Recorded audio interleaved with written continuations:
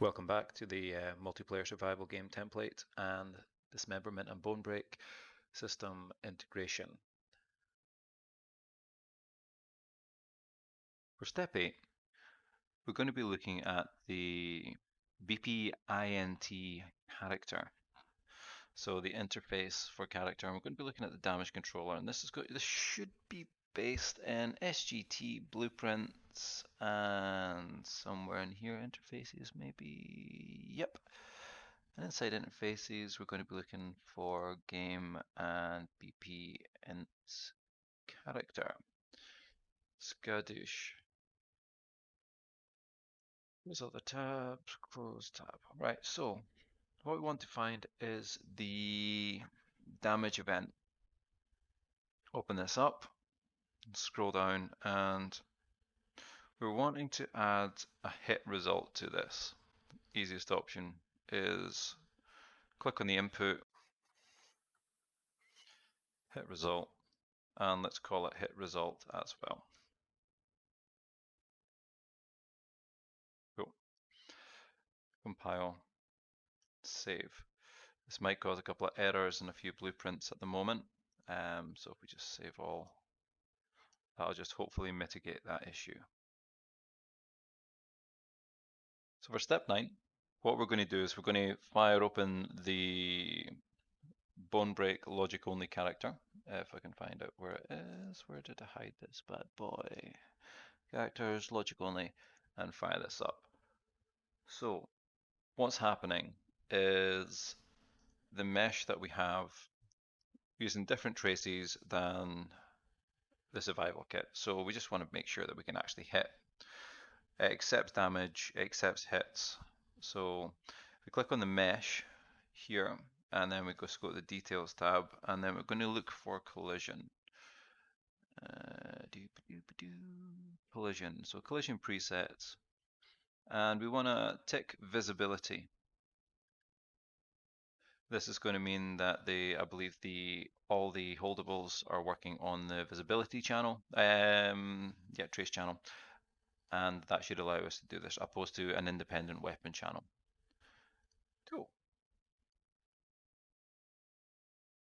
Okay, so we have step 10 and 11 here. What we're going to do is, this one's going to be a bit complicated, so let's just try and go through it as slowly as we can. Right, so we're still inside the BoneBreak logic only character, and we're going to remap the damage management on the damage management graph. Okay, so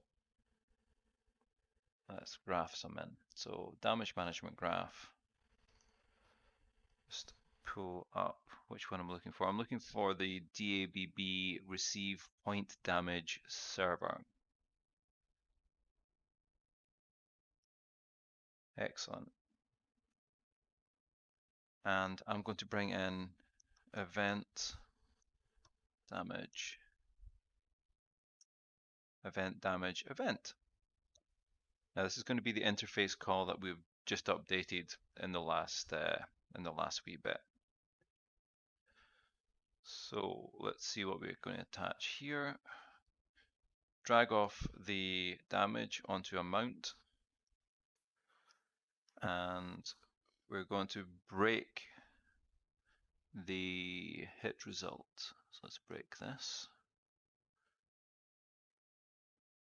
Expand this out, and we should have hit bone name. So what to do is we'll drag off the hit bone name straight over there.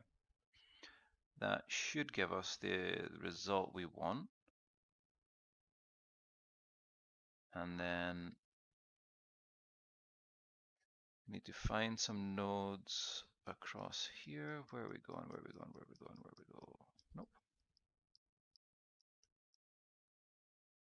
I'm on the right one. Okay. Right click on damage event. Add call to parent function. This is what I was looking for. Now we drag off the hit result to here. And then from here, we pull off the No. So let's get controller. Drag this down so we see what's going on. Get controller. Then cast this to survival character. And you all know how I love a pure cast. So let's make it one of them. And then bring this up to manager. Yep. Manager. And we want to find health. References. Skadoosh. Excellent. Now from here, we'll drag off and just do is dead. So we're using the death management system and the damage management system, which is holding the overarching health from the survival kit. And then we're using the granular health system from the dismemberment kit. And what we're going to do is we'll just select all of these and just drag these across to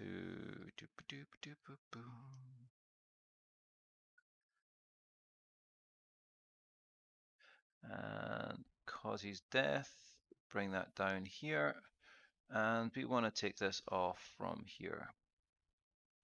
So everything from beyond this part here, don't really care about. We're using the ragdoll system from the kit. The weapons are going to be managed from inside the other one, so we don't need the system that's going to be bringing in with DABB. Just remove all this.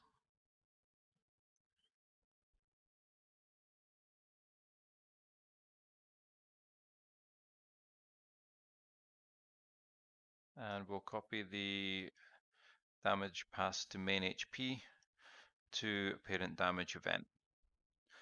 And that should give us something quite neat there. Execute damage passed to main HP, connect to the main event. Yep, done. And that should be the damage management sorted. If we want to make this a bit neater, because that is straggly, double click on somewheres in the lines and just add in little rerouting nodes just for your own sanity. Right.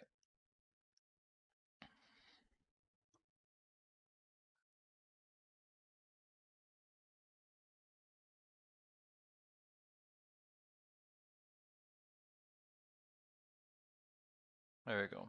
Don't worry about the spelling. Cool. We're step 13, I believe we're on now. Cool. So back up. Save everything. Put it into a zip file. Back it up to Git. Back it up in some way that if something goes wrong, which it may very well do on the next step, you must be sure you have a fallback. Okay, I cannot stress this enough. If you're not willing to back up, do not proceed. Do not follow this guide.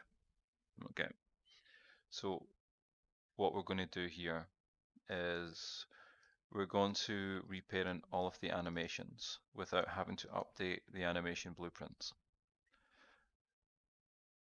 And to do that is quite destructive. So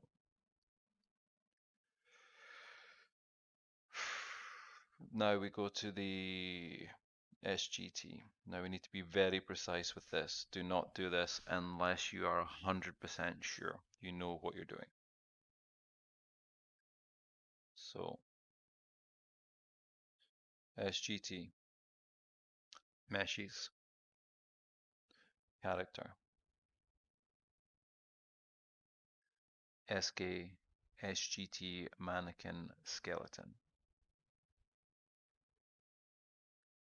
Press delete. On the option here, delete the asset and update references to the point at an asset of your choosing and point at an asset you're choosing. Right, so what we want to do is we want to maneuver to the SK mannequin UE4. This should be showing the path as game, BSP, Dismemberment, and BoneBreak, mesh, mannequin, character, and mesh. Again, do not proceed with this unless you have backed up. There is no going back. There is no undoing this if you do not have a separate backup. Mannequin. Make sure everything has been saved and you have no invalid blueprints before you even proceed with this. And if you're 100% sure, replace references. Again, if you have a backup and you're able to roll back, then proceed. Make sure you have the correct objects. Now it's going to ask you to save an absolute ton of these animations, and we'll save all of them.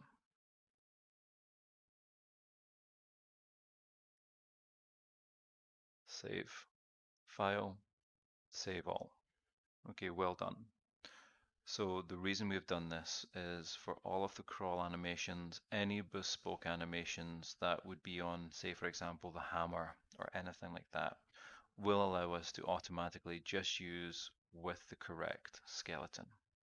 It also means that the SGT mannequin body is able to use also the DABB skeleton animations. So we now have only one skeleton managing all of these. Okay. Thanks for watching. Next video we'll look a little bit further into how we can get these two packs to work together.